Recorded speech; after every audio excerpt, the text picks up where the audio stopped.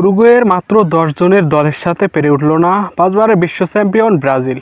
পুরো 90 মিনিট গোলশূন্য থাকার পর পেনাল্টিতে 4-2 গোলে হেরে কোয়ার্টার ফাইনাল থেকে বিদায় নেয় সেলেসাওরা। ব্রাজিলের এমন হার সত্যিই অনেক হতাশাজনক। ব্রাজিল এবং উরুগুয়ের ম্যাচটি নিয়ে বিস্তারিত থাকছে ভিডিওতে, তাই একটি মুহূর্ত না টেনে পুরো ভিডিওটি দেখে সাথেই থাকুন। কোপা আমেরিকার কোয়ার্টার ফাইনালে আজ ব্রাজিল এবং উরুগুয়ের ম্যাচটি নির্ধারিত সময়ে গোলশূন্য ড্র হওয়ায় খেলা গড়ায় টাইব্রেকারে। সেখানে ব্রাজিলকে 4-2 গোলে হারিয়ে সেমিফাইনাল নিশ্চিত করে উরুগুয়ে। আর এতেই শেষ 8 থেকে বিদায় নিতে হচ্ছে 5 বারের বিশ্ব চ্যাম্পিয়নদের, যা ব্রাজিলের ভক্ত সমর্থকদের জন্য খুবই হতাশাজনক। 2022 কাতার বিশ্বকাপ থেকে ছন্দে নেই 5 বারের বিশ্ব চ্যাম্পিয়ন ব্রাজিল।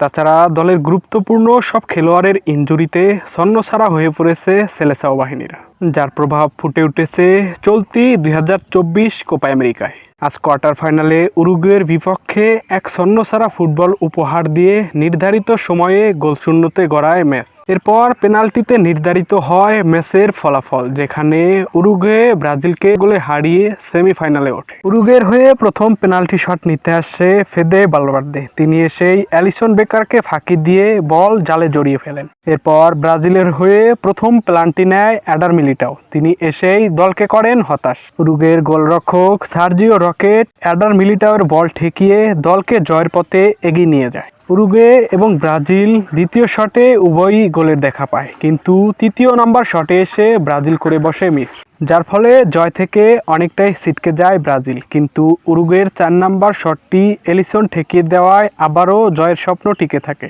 কিন্তু পঞ্চম পেনাল্টিটি নিয়েই ম্যাচের ফলাফল নির্ধারণ করে দেয় উরুগুয়ে, যার ফলে টাইব্রেকারে 4-2 গোলে হেরে কোয়ার্টার ফাইনাল থেকে বিদায় নেয় সেলেসাও বাহিনী।